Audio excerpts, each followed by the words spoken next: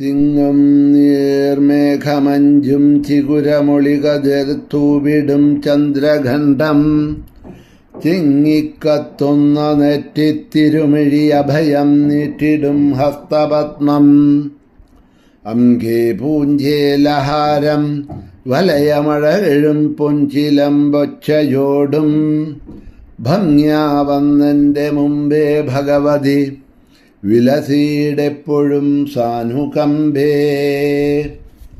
ദേവീ ശരണം അമ്മേ. സുപ്രഭാതം, ശുഭദിനം. എല്ലാ ധന്യാത്മാക്കൾക്കും പുലർകാല വന്ദനം. ശ്രീമദ് ദേവി ഭാഗവത നിത്യപാരായണ പരമ്പരയുടെ ഇന്നത്തെ യജ്ഞവേദിയിലേക്ക് സുസ്വാഗതം. സപ്തമസ്കന്ധത്തിലെ 32-ാമത്തെ അധ്യായം ആത്മതത്വ നിരൂപണം ദേവിയുടെയാണ് നമ്മൾ അവലോകനം ചെയ്തു പോകുന്നത്. ദേവി ദേവന്മാരോടും ഹിമവാനോടും പറയുന്ന തൻ്റെ തന്നെ ആത്മതത്വത്തെ അവലോകനം ചെയ്യണു. നിമിത്ത കാരണവും ഉപാധി കാരണവും എന്താണ് എന്നാണ് ഇന്നലെ പറഞ്ഞു നിർത്തിയത്. ഇങ്ങനെയുള്ള മായയെ തപസ്സെന്നും ചിലർ തമസ്സെന്നും ചിലർ ജ്ഞാനമെന്നും ചിലരെ ജഡമെന്നും ചിലരെ പ്രകൃതി എന്നും ചിലരെ ശക്തി എന്നും ചിലരെ അജയ് എന്നും ഒക്കെ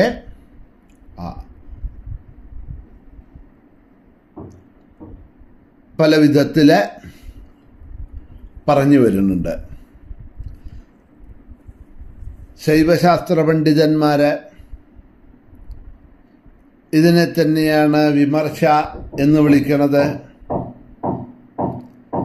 വേദതത്വ അർത്ഥ ചിന്തകന്മാരൊക്കെ ഇതിനെ അവിദ്യ എന്ന് പറയും.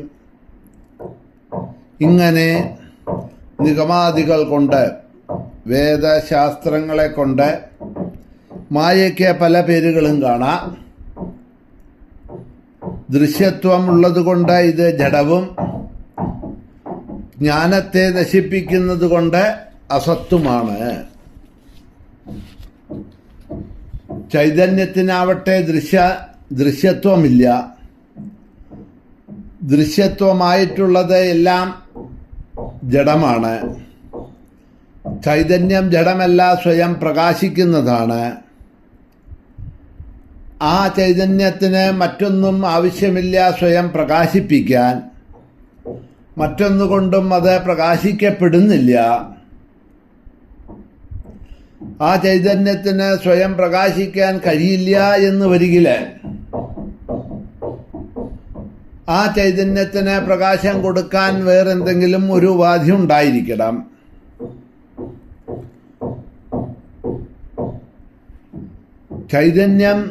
ചൈതന്യത്തെ തന്നെ പ്രകാശിപ്പിക്കുന്നു എന്ന് വന്നാൽ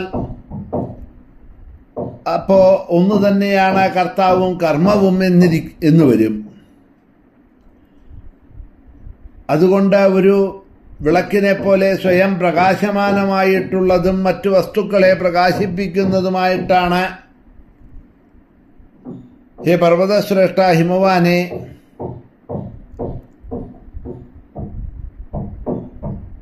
ആ ശക്തി എന്നുള്ളത് അവിടുന്ന് മനസ്സിലാക്കിക്കൊള്ളണം. അതുകൊണ്ട് തന്നെ എൻ്റെ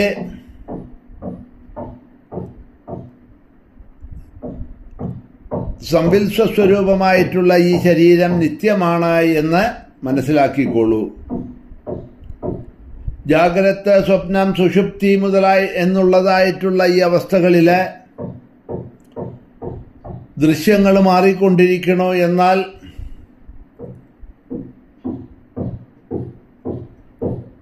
ദൃക്കിന് മാറ്റമൊന്നുമില്ല. ഈ അവസ്ഥാത്രയത്തിൽ ഏതെങ്കിലും ഒന്ന് അനുഭവ വിഷയമാകുമ്പോഴേ മറ്റൊന്നും ഇല്ലാതെ കണ്ടാവും. ജാഗ്രത അനുഭവപ്പെടുമ്പോഴേ സ്വപ്നമോ, സ്വപ്നത്തിൻ്റെ അനുഭവത്തിൽ ജാഗ്രതോ അനുഭവിക്കില്ല നമ്മൾ.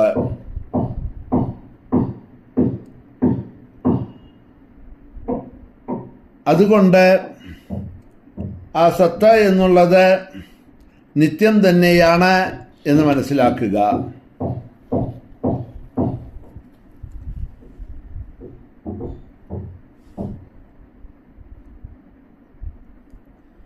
അങ്ങനെയുള്ള ആ സമ്പത്ത് സ്വരൂപത്തിൻ്റെ അഭാവം ഉണ്ടായി എന്ന് വരികിൽ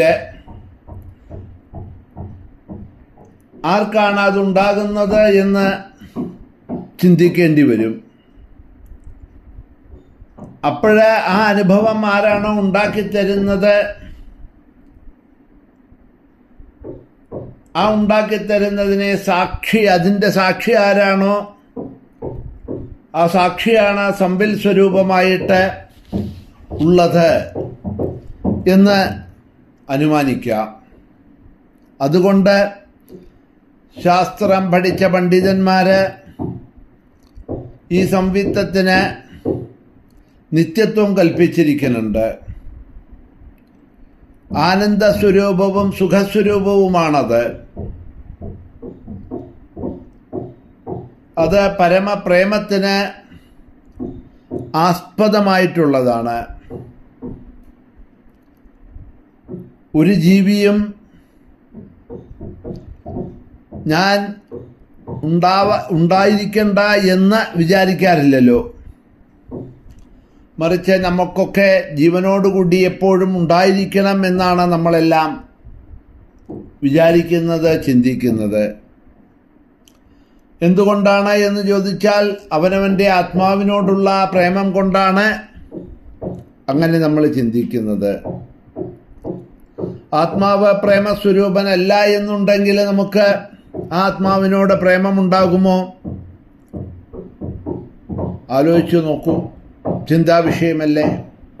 ഏറ്റവും അധികം നമ്മൾ ആരെയാ എന്തിനെയാ സ്നേഹിക്കുന്നത് എന്ന് ചോദിച്ചാൽ അവനവൻ്റെ ആത്മാവിനെ തന്നെയാണ് സ്നേഹിക്കുന്നത്.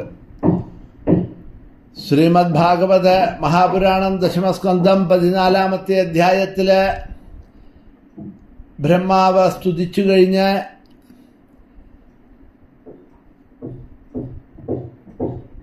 ആ സ്തുതിയെല്ലാം കേട്ട് മനസ്സിലാക്കിയ പരീക്ഷിത്ത് ശ്രീശുകനോട് ചോദിക്കുന്നുണ്ട്,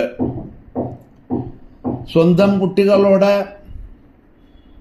ഈ ഗോപന്മാർക്കോ സ്വന്തം കുട്ടികളോട്, കിടാങ്ങളോട്, പശുവിനോ തോന്നാത്ത സ്നേഹം അവർക്ക് കൃഷ്ണൻ സ്വന്തം കുട്ടിയായും പശുക്കിടാങ്ങളെ സ്വന്തം കിടാങ്ങളായും വന്ന സമയത്ത് ഉണ്ടായതെങ്ങനെയെന്ന് ഒരു ചോദ്യം ശ്രീശുകനോട് പരീക്ഷിച്ച് ചോദിക്കുന്നുണ്ട്. അപ്പം അവിടെയും ശ്രീശുകൻ പരീക്ഷത്തിന് കൊടുക്കുന്ന ഉത്തരം ഇത് തന്നെയാണ്. എല്ലാവർക്കും ഏറ്റവും സ്നേഹമുള്ളത് അവരവരുടെ ആത്മാവിനോട് തന്നെയാണ്.